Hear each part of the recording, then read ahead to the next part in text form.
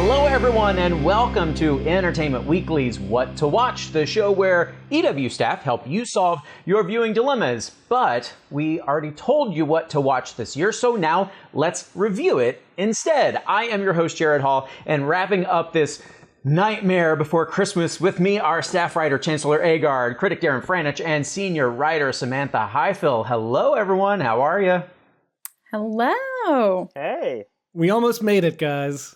Almost. We're so close. So close. Almost there. All right. So, picking the best moments of a year like 2020 is like looking for little gems while walking barefoot on shards of glass, all while watching Space Force. But we are professionals, damn it, and we've all made our picks for this year's best, and in one case, the worst pick in television, and we'll be finding out each other's choices live right now on the show. It's like opening your presents early if all you wanted for Christmas was Critical Bon Mot. First up, there's no denying that this year brought many things that were completely new and unexpected. Thankfully, when it comes to TV, new and unexpected can be a very good thing, especially when it comes to new shows. Let's see what we all thought were 2020's best new series. Drum roll.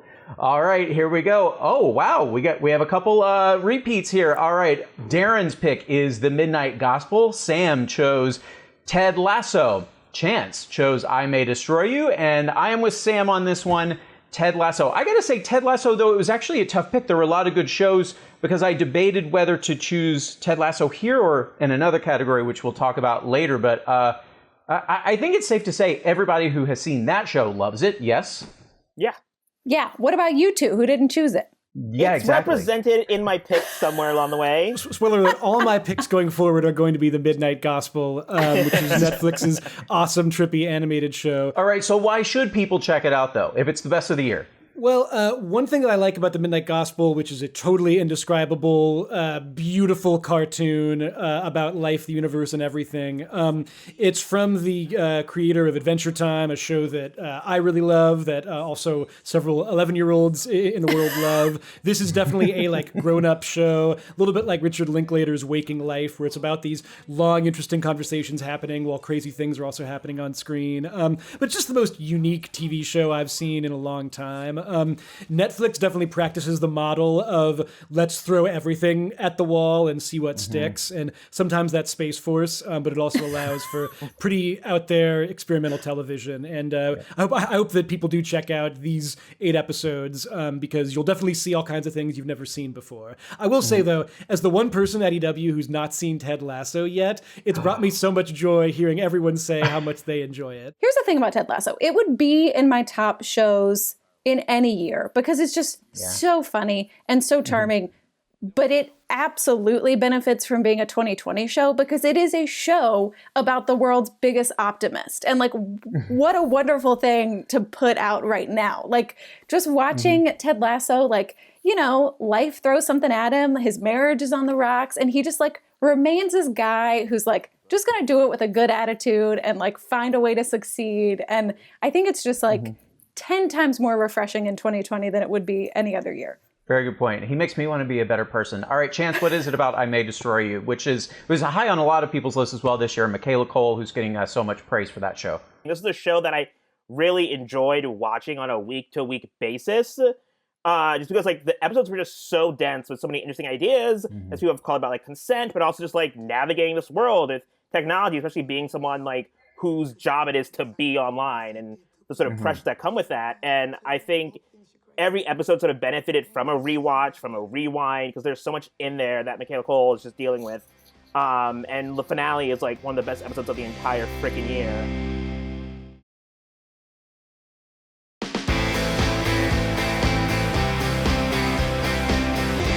We do have to move on to music, which is a huge part of any decent person's life, so not having access to live performances has been a true bummer this year. Big bummer. Thankfully, TV has stepped up to the plate to fill some of that music void, offering amazing moments where pop music and drama collide. We all picked our favorite non-diegetic music moments, or syncs, as the cool kids are calling them. Let's see which scenes made us sing. Wait, who calls them syncs? Since the cool kids. We're not cool kids, apparently, Chance. Okay. But here are the picks. Chance chose from High Fidelity, Stevie Wonder, When I Fall in Love, It Will Be Forever. Sam, so I'm going to say it, Predictable from Supernatural, Carry On Wayward Son. And Darren chose from We Are Who We Are, Blood Orange. I went with Pen 15, the season opener, when Maya is getting ready for the pool party. She has the lyrics printed out. She's singing in the mirror. 3-6 Mafia's Slob on My Knob. It just, the scene is so, it's just so perfect. As she then like starts like practicing talking to, oh my gosh, what's his name? Talking to Brant and like kissing him in the mirror. It's just, it's so funny and memorable. I will say mine is predictable, but it's for multiple reasons. One being, it's really hard to choose one music moment from an entire year. Like that was going to take me a month to sort through it all. So I kind of cheated, but If only we had a list on this in the current issue of EW, Sam. okay, Chancellor, true. maybe Musical I don't agree moments. with that list. But I will say, in my defense, this was a moment 15 years in the making. Chance can't even argue with this, of like, this has been the unofficial theme song of the show, but it's never actually been used on the show. Like it became part of it because it was used in season recaps. And so to have it be like the last song that plays on the last episode, and like the way and then they actually incorporated a cover of it as well. That was really cool. So there were 2 versions of Carry On Wayward Son. And it's just like, it was perfect. It was great. Whatever. I'll be predictable. You know what? We need some predictability No, it's fine. in 2020. I don't fault you for it at all. It's a great pick. High Fidelity, Chance. This was a throwback, right, to the movie. Yeah, because the movie also ends on this incredible Stevie Wonder song from Talking Book, which is one of my favorite albums. Is one of my favorite Stevie Wonder songs. I'll admit, I wasn't aware the movie ended like this until I like went back and like rewatched some of it after. I didn't watch the entire thing after watching the TV show, which I loved. What I love about the TV show's use of it, though, is how it doesn't just use it uses the song in multiple ways, very motivically. We hear it first at the beginning of the episode, sort of in this flashback to sort of Rob and her ex-boyfriend Max, of them enduring happier times. And then we hear it performed a cappella by Divine Joy Randolph as she's sort of playing this guitar she's bought for the first time. And there it takes on a different meaning. And then it's used very similarly then at the end to the movie, and the sort of having sort of optimism for the future, which I think the song's use, though, is very bittersweet now, given how that the show was canceled for reasons that are beyond me because it was so good. But I still loved it and how the song was just used and evolved over the course of the episode. Can I just say, Sam was talking about the Supernatural fandom, which is, of course, a big, massive group in pop culture. But speaking for the We Are Who We Are fandom, which is an equally massive, huge group in popular culture, Blood Orange, the song Time Will Tell. I'd never heard it before watching the show. I don't hear new music. I'm lame. I'm a dad. They had already used it once on the series in kind of a dream sequence. In the final episode, there's a scene where the 2 main kids are listening to it on their iPhone, and they're listening to it together, and they start singing along to it, and the song kind of like kicks in from there. And kind of similarly, I think, although it's not the end of the end of the show, it kind of has that same quality that I think you guys are talking about with your songs, where it's just kind of like all the sweeping emotion of what's come before is all kind of in place there. Then the kids actually go to a Blood Orange concert. I still barely know who Blood Orange is, and he's literally like one of my favorite musicians because of this show now. All right, guys. Time will tell. I worked it in there. See what we choose for best scene, best performance, many other categories when we come back from this quick break.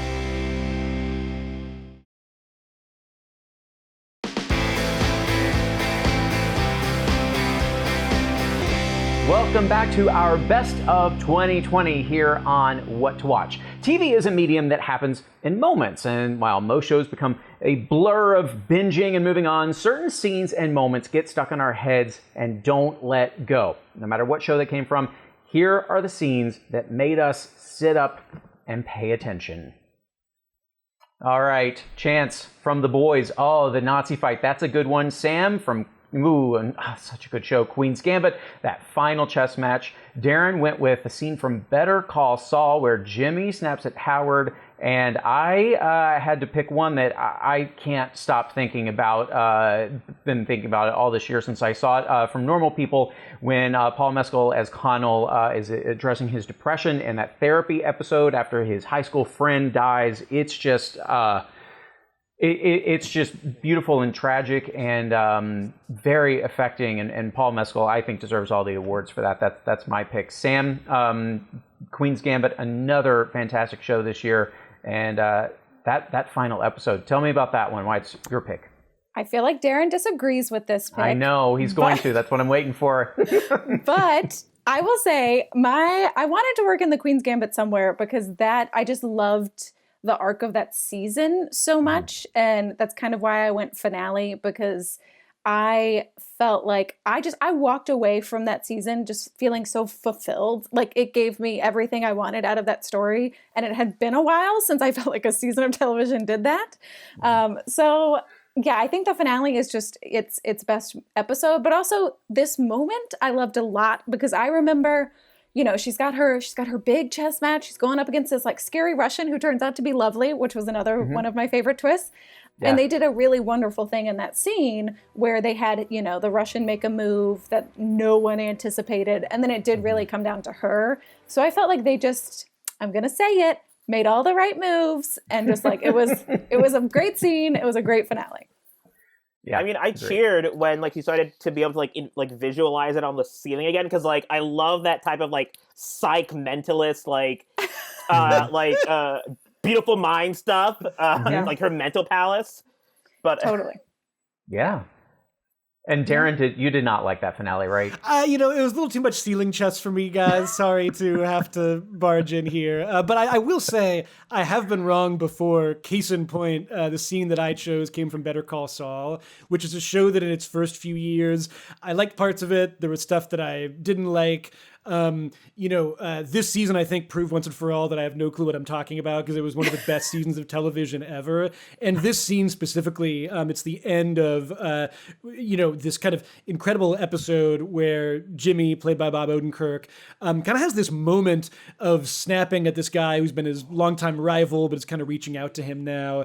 And it's just this incredible speech that is kind of like, Shakespearean in the middle of just this kind of crowded corridor where not much seems to be really happening, where Jimmy starts saying like, I travel in worlds you can't imagine. I'm like a god in human clothing, lightning bolts shit out of my fingertips. And I just think it's a moment where you see Bob Odenkirk go from being like a really good actor to being one of the best actors, because on one hand, it's so energetic and so kind of awe-inspiring, but also so pitiful in a way, because you realize who this guy is, what he's doing is not that impressive, where he's going is really awful. So I just feel like all of the interesting dramatic possibilities of this show just all came to the forefront there. All right, Chance, take us through this Nazi fight in The Boys. I was sort of on the fence about including this, because I think I don't say it's an obvious pick, but at the end of the day, I think The Boys is a show that, like, surprised me so much in the second season in the sense that like it made me really think even more critically than I have been. And then I think I do pretty critical about like the superhero genre and sort of the ways that it's maybe bad for us. And it was sort of really cool, just like this final scene to see like these context. A few episodes ago, the show drags Avengers and just sort of Endgame and its sort of female Avengers moment for being pretty sort of surface level and not really earned at all. And then in this finale, it sort of pays that joke off, something that actually worked, which is like the three female characters sort of, I guess, teaming up to kick the crap out of this Nazi superhero and sort of showing, oh, that is real, like, that is real what sort of allyship and sort of advocacy is. It was a good year for teaming up to punch Nazis, Chance, although it's always a good year for that. Yeah. Totally. I was like a little disappointed in the Nazi storyline, just in that, like, I thought it should have played out. Like, it was like, oh, she's a Nazi, and then it was like over. But it was totally worth it for that scene because I love that so much.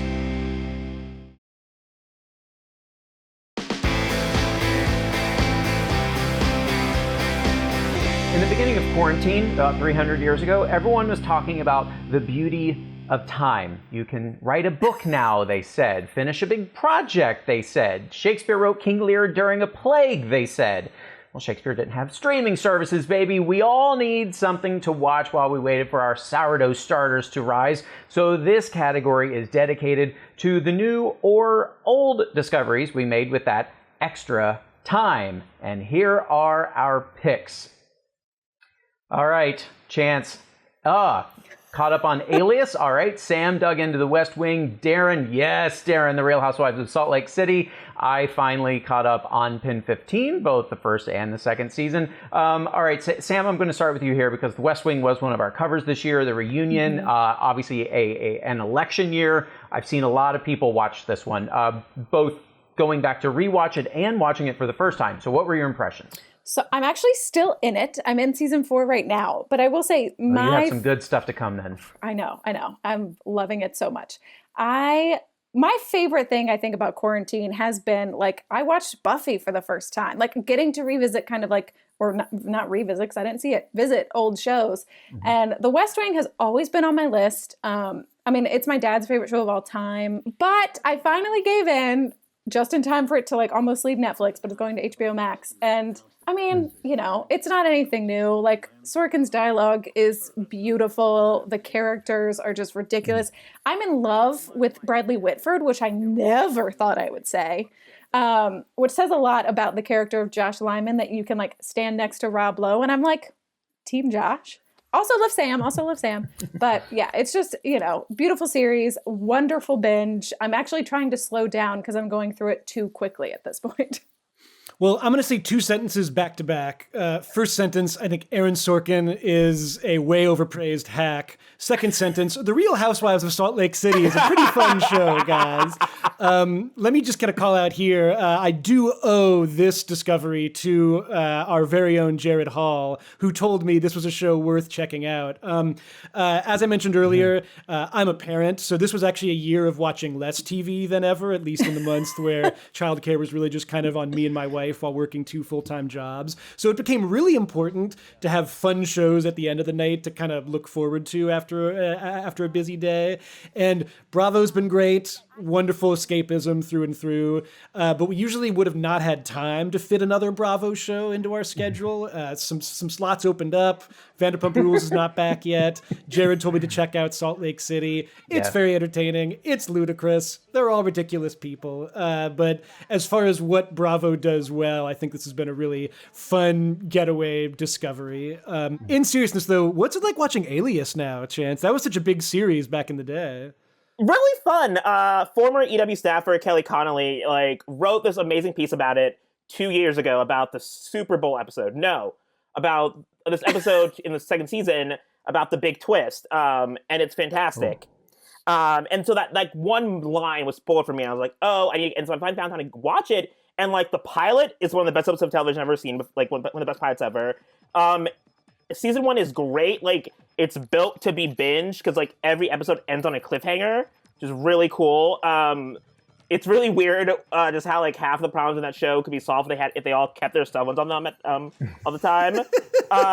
Jennifer Garner is fantastic. It's funny for this category. Also, I went back and forth, as our producers will tell you, on several shows. The Queen's Gambit was going to be here because I think The Queen's Gambit is a show that I would not have watched were I not in quarantine. In the sense that I think it's a really capital G good show. It's well made, well put together, looks great, well acted.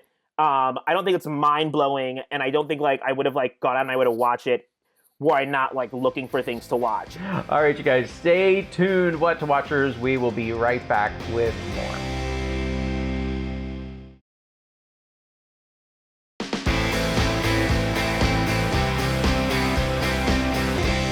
Scripted shows weren't the only dominating TV force this year. Let's not forget, many of us started our lockdowns being obsessed with a blonde-haired big cat lover who probably, allegedly tried to have someone killed. And I'm not talking about Taylor Swift. For those looking to escape from their reality into someone else's, docs are just what the doctor ordered. Here are our favorites. Okay, Dareen. and Sam both chose. Oh, no, wait, sorry. I almost read those wrong. Darren went with Last Chance U. Sam chose The Last Dance. Am I reading these wrong? Darren, Last Chance U. Sam, The Last Dance. Chance, How To with John Wilson. And I knew we'd have a repeat here. I went for The Real Housewives of Salt Lake City, much to what you were saying, Darren. It's this one to me is after this is the 10th city now, I do believe, and this one I feel like they have really gotten into things that none of the other cities have gotten into because of the setting. Salt Lake City and Mormonism is such a huge part of this religion, actually, for all of them, and how it really like shapes their lives and how it affects their relationships with their families. Some of them, parents and siblings and stuff can't talk to them now because they've left the religion. It's really interesting to see how that affects people really at their core, and not in so many, the show isn't, of course there's a lot of superficial stuff. There's a lot of fabulous fashion and they're all very rich and have a lot of money, but you really get to see it break down these personalities, these people on a level that I don't think the other shows do. So let's break down some more of these. Chance, How To with John Wilson is actually a fairly new show. Tell us about it. It's a sort of docu-comedy by John Wilson. It's produced by the guy who did Nathan For You. Executive produced by him. Basically, it's this guy who just like takes his camera, films a lot of his life around New York City, sort of like filming New Yorkers doing weird things, odd things, and then like each episode is about him sort of digging into a different topic. The first episode is how to have small talk. The next one is like how to build, and like, or like he's walking around New York and he's like, oh, there's a lot of scaffolding. So episode 2 is like how to build scaffolding, and like, and all these episodes start off with a simple question and then dig into like these really sort of oddly deep and poignant things. It's a show that surprised me that I binged at the last moment because it was like on so many best of lists of critics I really like, and I'm so glad I did. Like, I made for a great sort of 3 hours. Darren, Last Chance U. There's several seasons into this docuseries now, right? Yes, Last Chance U, unfortunately not a docuseries about the most recent college that Chance has opened up. No, Last Chance U, it is one of the great documentary series, so addictive, on Netflix. Each season kind of focuses on a different junior college's football team. These are guys who, it really is kind of their last chance to carry on their football careers. They're all at the college looking to make tape, get picked up by a 4-year college, hopefully go to the NFL. These are pipe dreams within pipe dreams within pipe dreams. This season 5, which aired this year, kind of quietly devastating. It's set at Laney College in Oakland.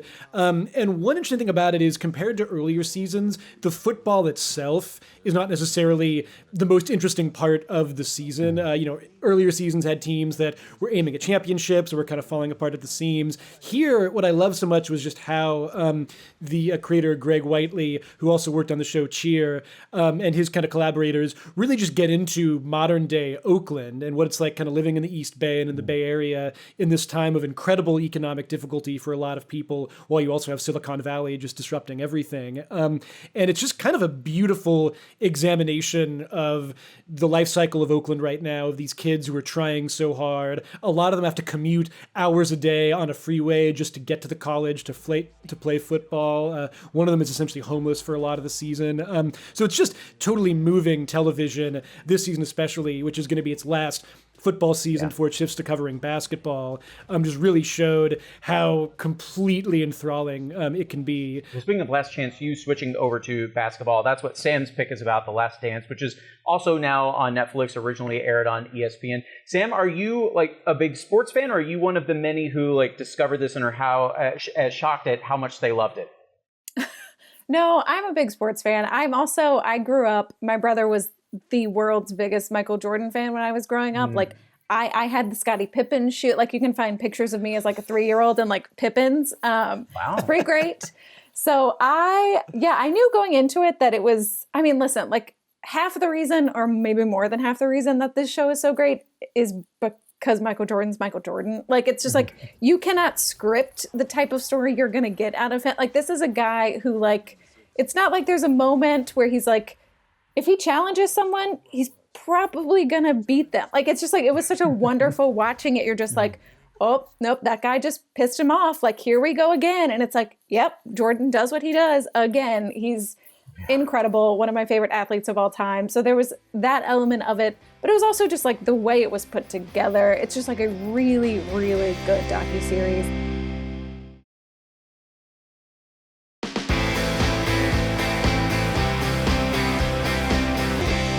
There were plenty of great performances this year. My favorite was me answering, I'm fine, every time someone asked how I'm doing. But seriously, choosing a best performance in a year full of incredible ones is a tricky task. It's also one I forced my guests to do, so let's see what everyone said. Did anyone say John King at the Magic Wall on CNN? No.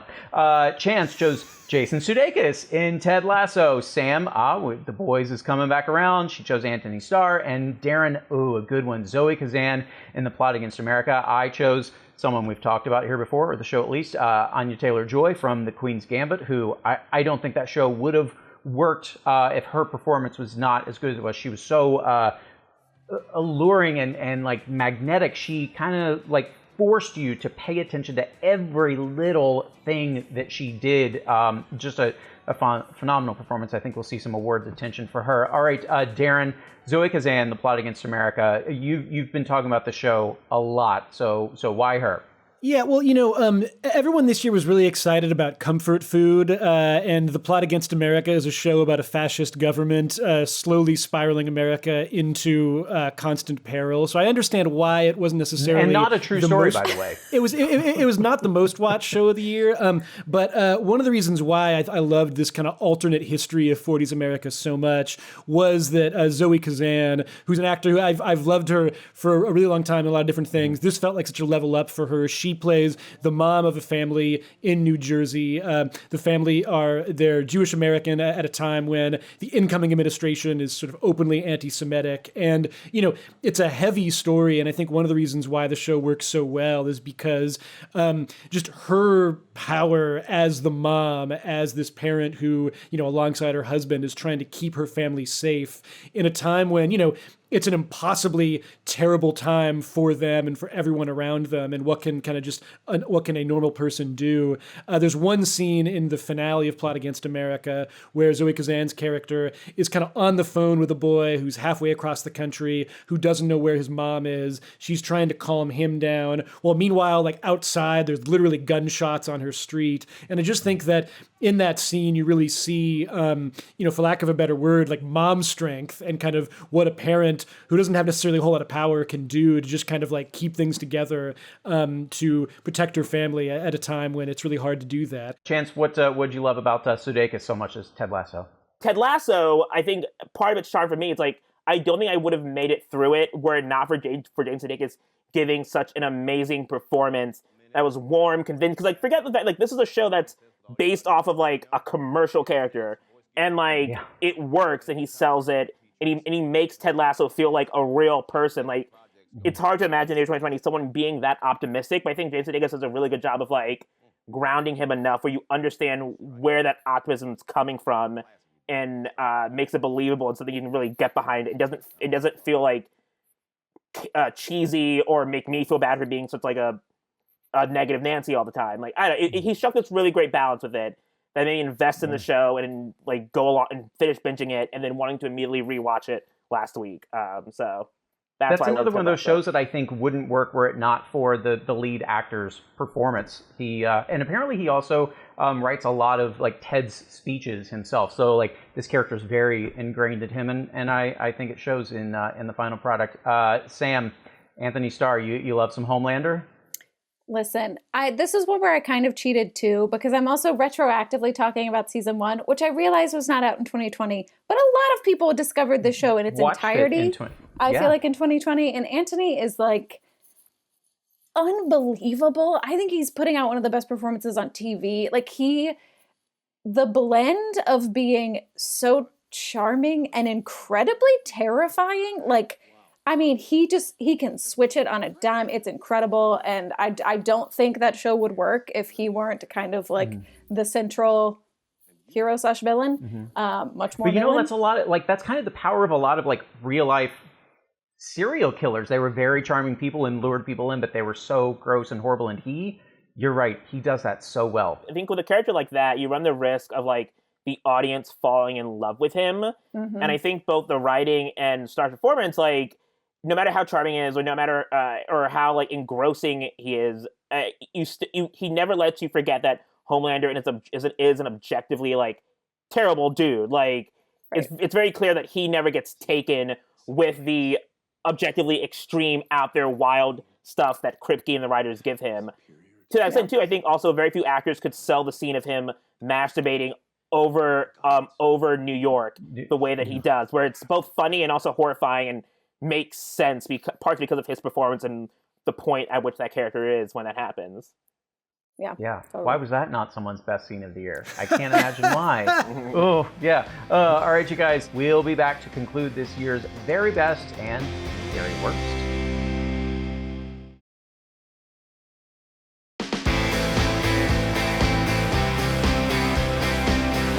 Welcome back to What to Watch, everyone. We are in the home stretch. We've been recapping the best of TV in 2020, and there's clearly been a lot of great content to choose from. But 2020, of course, has been a steaming pile of trash. And sadly, there have been a few new series that live up to that name, too. It's no surprise, then, that we've dubbed this next category the Most 2020 Series, aka Worst Show of the Year. Let's see what irked us for the most. Oh, I can't wait for this one. All right, Darren chose Westworld. Sam went with Emily Imperi. Do I have to say it that way? Chance chose Love Life, and I chose every show that was filmed and set in lockdown. So that is Connecting and Social Distance and Love in the Time of Corona. I watched only a little bit of each one. It was like, nope, not doing this. I don't want to watch people living during the pandemic. It's just not for me, not where I wanted my...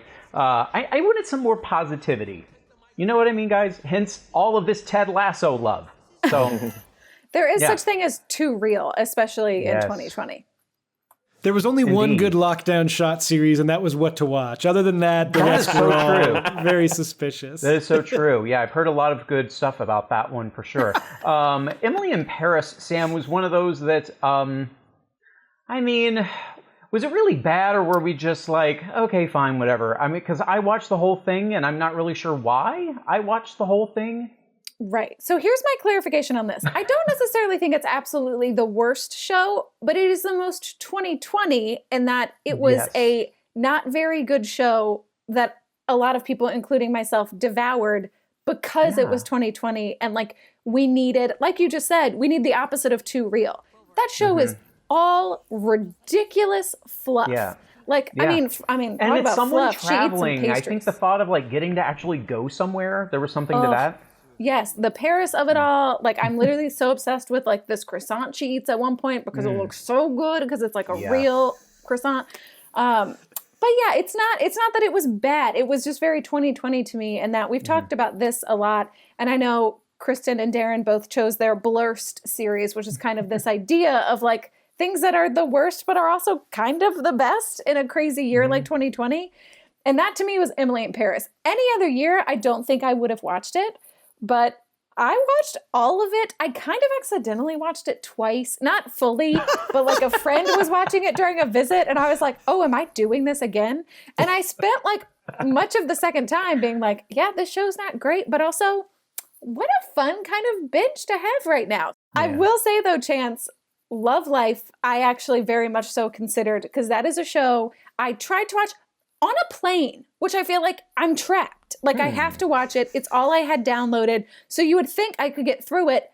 I started hating that character so much, I turned it off. I even went back to it about an hour later because it was a very long flight, and I still could not watch it. So fully agree. I thought she was just so annoying. I don't know why I finished it. I started watching because like it was like in that period where like there weren't that many screeners we were getting, and it was like HBO Max was like screener. And I was like, I guess, like, I don't know. But I think it's, well, one, the name Darby is such like an Anna Kendrick character name. I don't know. Two, I agree with you, just not likable in the slightest. And three, I just found the show just like unnecessary. Like, it didn't do anything new. Like, it was just, I don't know. I spent most of the time bored. And at one point, I was just like, no, it's a Sunday. I'm doing nothing else at the moment. I guess I'll just let it play. And I just sit on the couch doing other things on my phone. And it was pretty full of cliches and stereotypes. Yeah. Like you said, there was nothing new. And yet, I believe it has been renewed. It will be a whole new cast, a whole new story. I think they're going to do an anthology with it, right? Yeah. No offense, guys, but you're all wrong, because the worst show of the year and one of the absolute worst TV seasons ever in history was Westworld season 3. All this talk about it was fun to watch, but it was bad, and the main character wasn't, the show wasn't doing anything new. It is hard to think of a show more aggressively unpleasant in a very expensive and glossy way than Westworld. And what's sad is that this is a show that I used to love, like season 1, the Western setting, the sort of whole meta layer of what they were doing. I thought it was so interesting and so compelling. And I just don't know. I've really been re-examining the wreckage of Westworld a little bit, because it's just shocking that, everything that could have gone wrong went wrong. They added in a new character played by Aaron Paul. Terrible character, terrible performance. It made Aaron Paul unlikable, which seems so shocking to me, because I liked him in the Need for Speed movie, and just his character, the time given to him that took away from much more interesting characters was so lame. It was hard to even tell why people why Maeve and these characters used to be so compelling that were now just kind of lost along the way. And then you got to the episode where, in the future of Westworld, there's a drug people take called genre that is supposed to make them see the world in different movie genre ways. And sometimes you're seeing the world like a war movie, sometimes like a romance, which is a cool idea. That's like a Rick and Morty Community idea. And on this show, it basically just meant that the music changed, and sometimes things went into slow motion. There are seasons of Melrose Place that have been less over the top embarrassing than Westworld this year.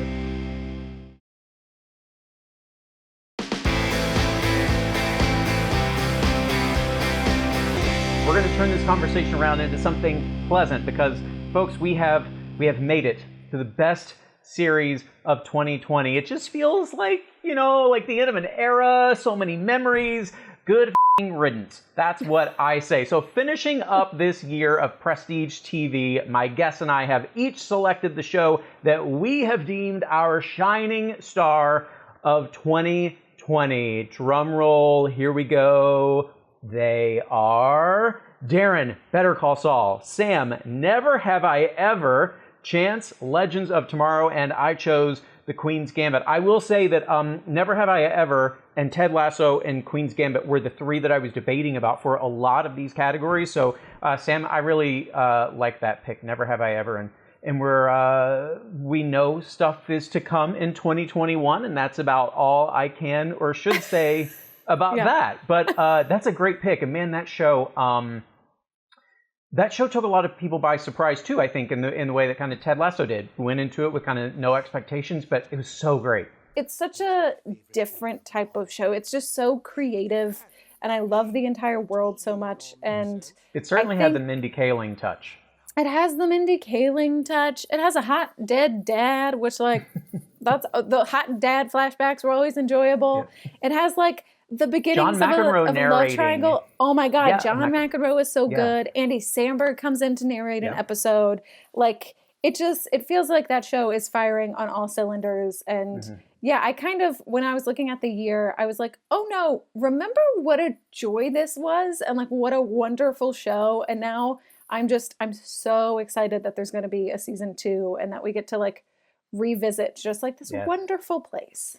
Get to talk about it a lot more in, I'll say several months, a few months, sure. We'll say that. Chance, Legends of Tomorrow. I know you've talked a lot about this season and the great things they did. Why is it your top of the year? So, I actually did not want to make this my best series. I just didn't want to become a parody of myself, which is something because no one wants that. And I was thinking about other things, I Made a Story was up there. I Hate Susie on HBO Max, which I binged a week ago. That blew me away.